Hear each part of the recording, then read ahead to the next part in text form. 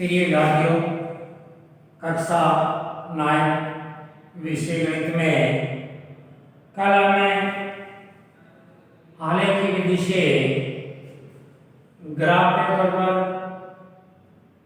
दो स्तरों वाले समीकरण को हल करना सीख रहे थे और उस प्रश्नावली में आपने आलेख की विधि से ग्राफ पेपर पर दो स्तरों वाले समीकरण को हल करना सीखा।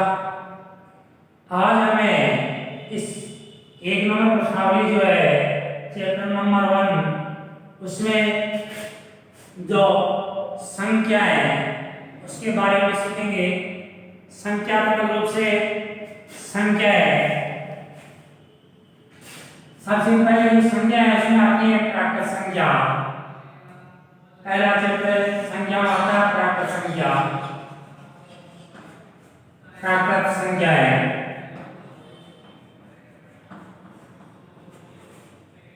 प्राकृत संख्या वे संख्या होती है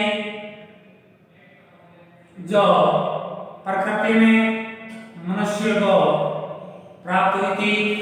तो प्राकृत संख्या वे संख्या है जो 1 से शुरू होती है और अनंत तक चलती है। यानी वे संख्या है जो प्रकृति में 1 से शुरू होती है और अनंत तक चलती है और एक प्राकृत संख्या कहते हैं। जब प्राकृत संख्या की खोज हो गई थी तब सबसे पहले संख्या का इकाई अंक 9 प्राप्त हुआ था बड़ा। उसके बाद दायरे में जाने के लिए प्राकृत संख्याओं में अन्य संख्या की आवश्यकता पड़ी। तब इसको गुण करने के लिए दूसरी प्रकार की संख्या जो प्राप्त हुई थी उसका नाम लगा पूर्ण प्राकृत संख्या है। पूर्ण प्राकृत संख्या है। प्राकृत संख्या को पूर्ण करने के लिए जिस संख्या की खोज हुई थी इसका उसमें साथ में शामिल करने के बाद इस प्राकृत संख्या का नाम पूर्ण संख्या या पूर्ण प्राकृत संख्या हो गया। पूर्ण प्राकृत संख्या शून्य से शुरू होती है और अनंत तक चलती है। यानी दोनों में अंतर है। प्राकृत संख्याएं वो 1 से शुरू होती है जबकि पूर्ण प्राकृत संख्या शून्य से शुरू होती है और अनंत तक चलती है। अब जब शून्य की खोज हो गई तो दायिकांक प्राप्त करने में सुविधा हो गई थी। अब उसके बाद है पूर्णांक। पूर्णांक जब प्राकृत संख्या प्राप्त हो गई थी, पूर्ण संख्या प्राप्त हो गई थी, पूर्ण प्राकृत संख्या, तब संख्या में एक अन्य प्रकार की संख्या की आवश्यकता पड़ गई कि सारी की सारी संख्याएं धनात्मक थी तो उसमें से कुछ संख्याएं घटाने के लिए ऋणात्मक संख्याओं की आवश्यकता पड़ गई। तब प्रकृति में धनात्मक और ऋणात्मक दोनों प्रकार की संख्याओं की खोज हुई थी। जैसे रेखा है, इसका ये मध्य बिंदु शून्य से दाईं तरफ संख्याएं धनात्मक होती है, जो बढ़ती है अनंत तक ऋणात्मक संख्याएं चलेगी। धनात्मक संख्याएं जो बढ़ती है क्योंकि उसका मान भी बढ़ता जाता है और इस शून्य से बाईं तरफ माइनस की संख्याएं चलती है, ये भी अनंत तक चलती है। अब माइनस की जो संख्याएं देखने में भले ही बड़ी लगे लेकिन उसका संख्यात्मक जो मान है वो घटता जाता है। यानी -4 -2 से छोटी है। देखने में भी -4 बड़ा दिखाई दे रहा है लेकिन उसका संख्यात्मक जो मान है वो -2 से छोटा है। तो इस प्रकार -4 से शून्य का मान भी बड़ा है क्योंकि माइनस की सारी संख्याएं शून्य से छोटी होती है और धनात्मक संख्याएं सारी शून्य से बड़ी होती है। तो शून्य जो है वो दोनों संख्याओं के बीच की सीमा है जो न प्लस की है न माइनस की है। इस प्रकार की संख्याओं के दो समूह बने, एक तरफ धनात्मक संख्याओं का समूह, दूसरी तरफ ऋणात्मक संख्याओं का समूह है, और शून्य उन दोनों के बीच की सीमा बनाती है। तो इस प्रकार धनात्मक संख्या और ऋणात्मक संख्या में जो समूह होता है उसका नाम पूर्णांक रखा गया है। वो पूर्ण संख्याओं का निर्माण करता है।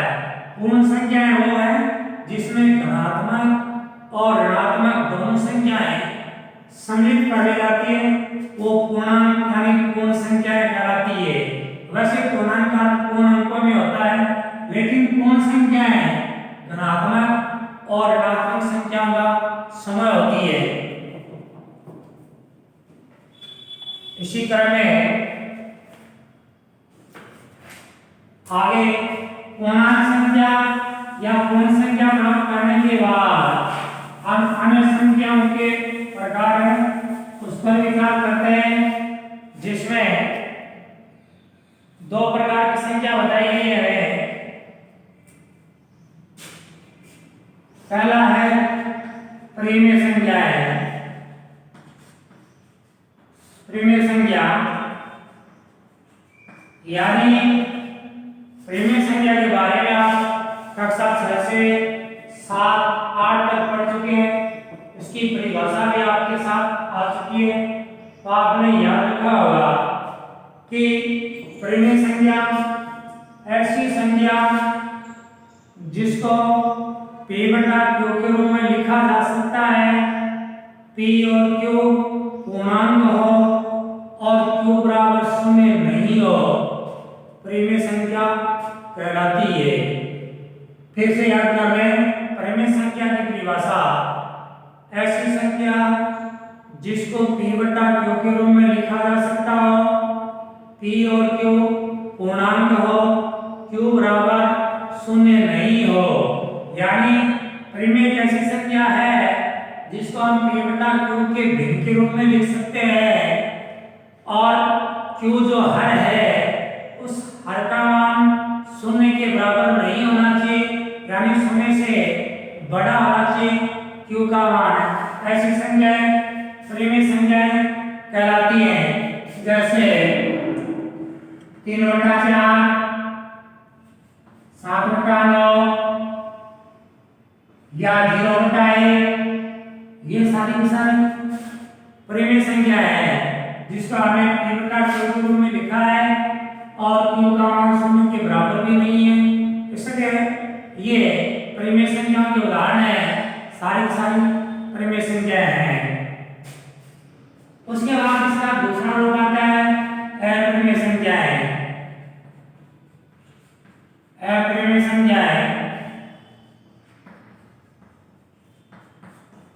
अब अपरिमेय संख्या की परिभाषा परिमेय संख्या की विलोम है, क्योंकि अपरिमेय संख्या वह संख्या है जिसको हम P बटा Q के रूप में नहीं लिख सकते।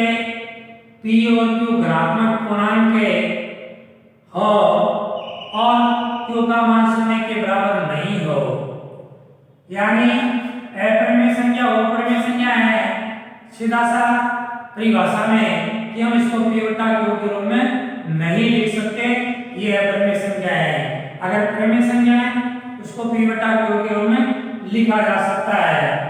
उदाहरण के तौर पर हम कह सकते हैं जैसे √2 है, √3 है, √5 है, √6 है, ये सारी संख्याएं अपरिमेय संख्याएं हैं और हम इसको P बटा Q के रूप में नहीं लिख सकते।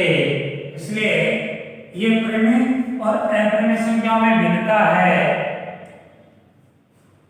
उसके बाद पहला तीसरा अपना परिमेय संख्या का ये इसमें जिसमें उसकी आपको परिभाषा याद रखनी है परिमेय संख्या अपरिमेय संख्या की, और तुम्हें पहचान होनी चाहिए कि दी गई संख्या परिमेय है या अपरिमेय है। उसके बाद आगे के क्वेश्चन,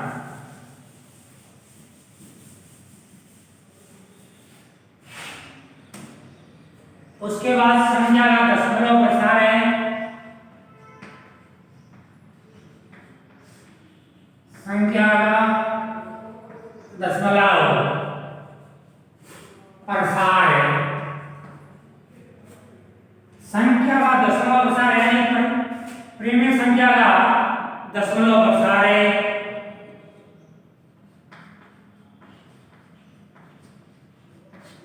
प्रीमिय जो संख्या होती है उसके दशमलव प्रसार पर हमें विचार कर रहे हैं। तो प्रीमिय संख्या का दशमलव प्रसार भी दो प्रकार का होता है। एक तो दशमलव प्रसार शांत होता है और दूसरा अशांत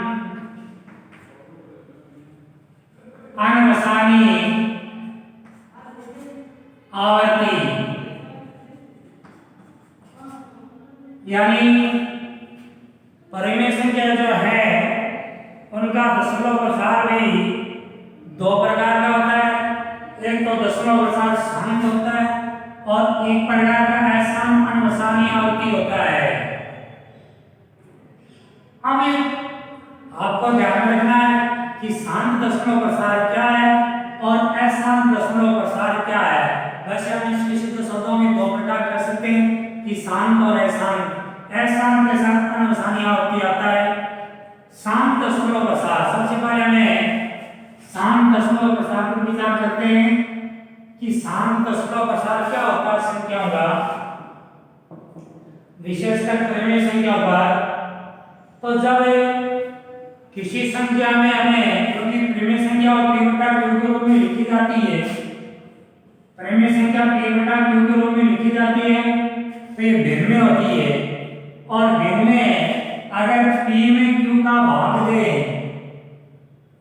यदि प्रीमिय संख्या p बटा q के रूप में लिखी जाती है और p में q का भाग दे और हमें वो भाग देते देते अंतिम रूप से शेष पर शून्य प्राप्त हो जाता है, तब तो संख्या का दशमलव प्रसार शांत कहलाएगा। अगर हमें किसी प्रीमिय संख्या में भाग दे, जैसे p बटा q में p में q का, तो भाग देते देते अंतिम रूप से जब शेष पर शून्य प्राप्त हो जाता है, तब उसका दशमलव प्रसार शांत कहलाएगा। अगर हमें अंतिम रूप से शेष पर शून्य प्राप्त न होकर के कोई संख्या शेष बचती रहती है, तब उसका दशमलव प्रसार अशांत कहलाएगा। ये दोनों में अंतर है।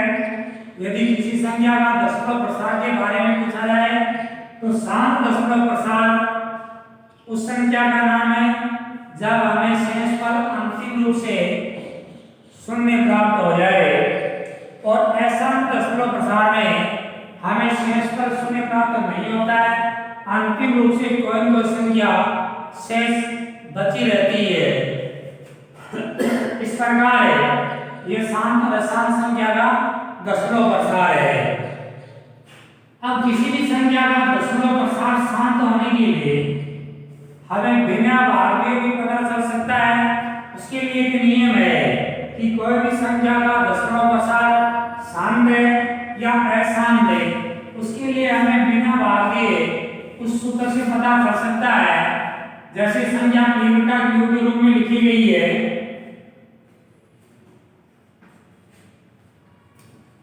जैसे 25 बटा 16 है कोई संख्या जो p बटा q के रूप में लिखी गई है।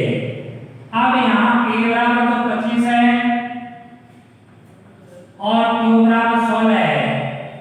अब हमें देखना है कि इस संख्या का दशमलव प्रसार शांत है या अशांत। तो इसका दशमलव प्रसार देखने के लिए q जो संख्या है, q के अभाज्य गुणनखंड है, q के अभाज्य गुणनखंड है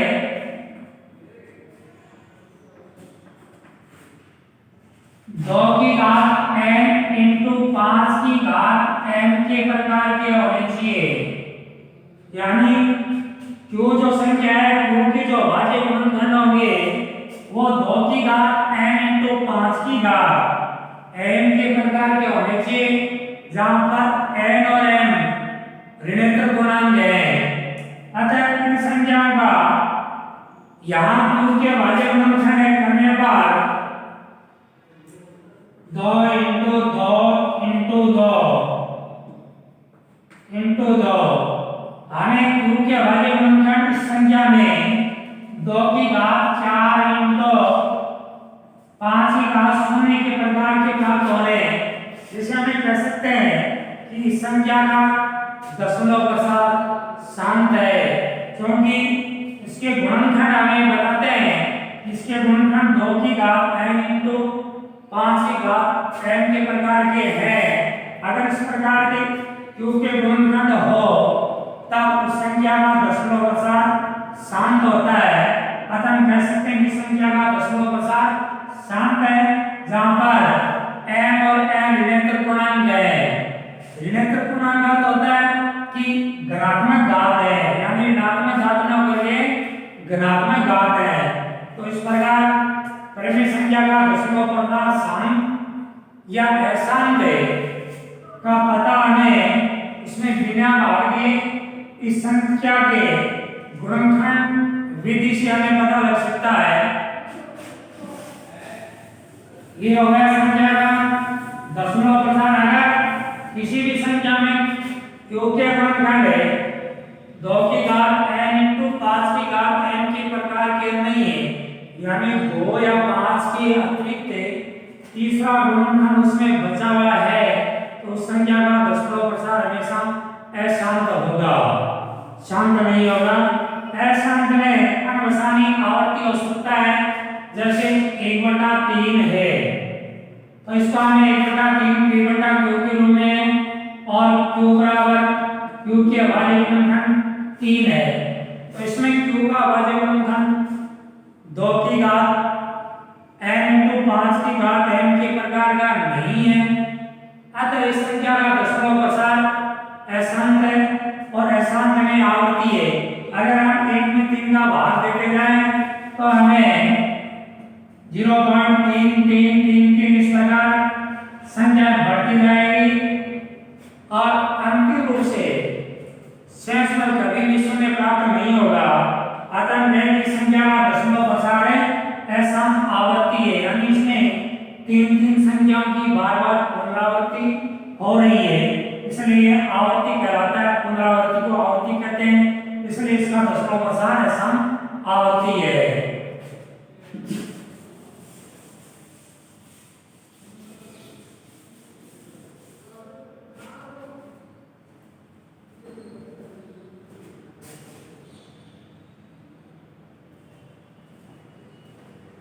इसके बाद इसका दूसरा प्रश्न बनता है कि दी गई परिमेय संख्याओं के बीच में अन्य परिमेय संख्या ज्ञात करना, यानी एक जो परिमेय संख्या होती है उसके बीच में अनंत अपरिमेय संख्या होती है, तो हमें उन परिमेय संख्याओं का ज्ञात करना होता है। दी गई परिमेय संख्याओं के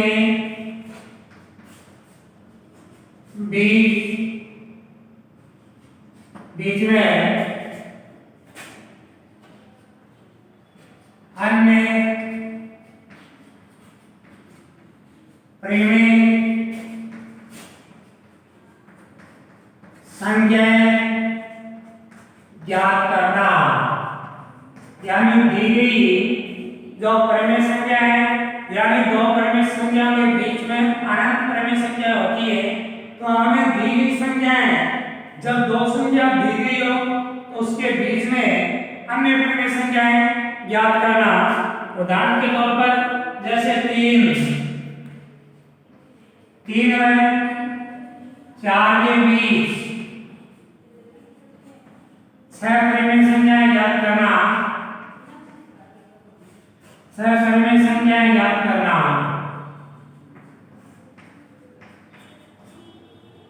3 और 4 के बीच में हमें 6 परिमेय संख्याएं ज्ञात करनी है, तो इसको परिमेय संख्याएं ज्ञात करने के लिए अपने पास दो सूत्र हैं, जो भी विद्यार्थी आसान लगता है उसका प्रयोग कर सकता है। पहला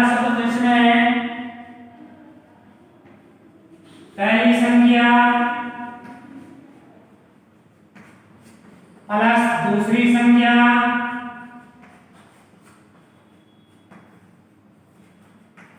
बटा 2, यानी दोनों संख्याओं का औसत उसकी मध्य संख्या होगी। और इस प्रकार अन्य संख्या हमें ज्ञात करते रहेंगे। जैसे ये लिखा है, इस पर 3 इधर 4, तो अपना सूत्र है पहली संख्या प्लस दूसरी संख्या बटा 2। तब हमें इसके दोनों के बीच की परिमेय संख्या ज्ञात कर लेते हैं। पहली संख्या अपने पास 3 है, दूसरी संख्या 4 बटा 2 बराबर होगी 7 बटा 2। और हमें ये पहली संख्या 7 बटा 2 प्राप्त हो गई। अभी सूत्र के अनुसार जब अगली संख्या ज्ञात करते हैं तब ये पहली संख्या ये दूसरी संख्या इन दोनों के बीच की संख्या ज्ञात कर लेते हैं। अब अपने पास पहली संख्या 3 प्लस दूसरी संख्या 7 बटा 2 इसको हल करते हैं। 6 प्लस 7 बटा 2 या 13 बटा 4। हमें दूसरी परिमेय संख्या प्राप्त होगी 13 बटा 4। दो संख्या प्राप्त होगी। इसी प्रकार इनके बीच में यहाँ फिर दोनों के बीच में अगली संख्या प्राप्त कर लेते हैं। तब ये होगी 7 बटा 2 प्लस 4 बटा 2 या 7 प्लस 8 बटा 2 या 15 बटा 4। तो ये संख्या हमें प्राप्त होगी 15 बटा 4। इस प्रकार हमें 3 संख्या प्राप्त हो गई। अब इनके बीच में इसी सूत्र से यहाँ जितनी भी आप चाहो उतनी संख्याएं ज्ञात कर सकते हो। ये तो है एक फॉर्मूला, लेकिन इसका दूसरा फॉर्मूला भी है जिसमें सीधा जैसे 3 और 4 के बीच में 6 परिमेय संख्याएं ज्ञात करनी है तो 6 में 1 जोड़ देते हैं 7, यानी बीच में जितनी परिमेय संख्याएं ज्ञात करनी है उसमें 1 जोड़ करके उसका मान प्राप्त कर लेते हैं। तब हो गए हमारे पास 6 में 1 जोड़ने पर 7। और अब ये जो 7 है इसको जो दोनों परिमेय संख्याएं जिनके बीच की ज्ञात करनी है उसको इंटू कर देते हैं। 3 × 7 बटा 7, 4 × 7 बटा 7, यानी जिन दो संख्याओं के बीच की परिमेय संख्या ज्ञात करनी थी उन दोनों संख्याओं में 1 जोड़ करके और फिर इनको भिन्न में बदल दिया। अब ये संख्या हो गई 21 बटा 7 व 28 बटा 7। अब दोनों ही संख्याओं में हर समान प्राप्त हो गया और समान हर प्राप्त होने के बाद अब इसके बीच में हमें 21 बटा 7 और 28 बटा 7 इसके बीच में जितनी भी संख्या है वो सारी रख सकते हैं। सभी हो जाएगी 21 बटा 7 के बाद 22 बटा 7, 23 बटा 7, 24 बटा 7, 25 बटा 7, 26 बटा 7, 27 बटा 7, ये 6 हो गई। इस प्रकार हमें 28 के बीच में ये 6 परिमेय संख्याएं प्राप्त हो गई है जो दोनों के बीच में यानी 21 बटा 7 से बड़ी है और 28 बटा 7 से छोटी है। तो ये दोनों 3 और 7 के बीच में स्थित सारी परिमेय संख्याएं हैं। बाकी चैप्टर कल।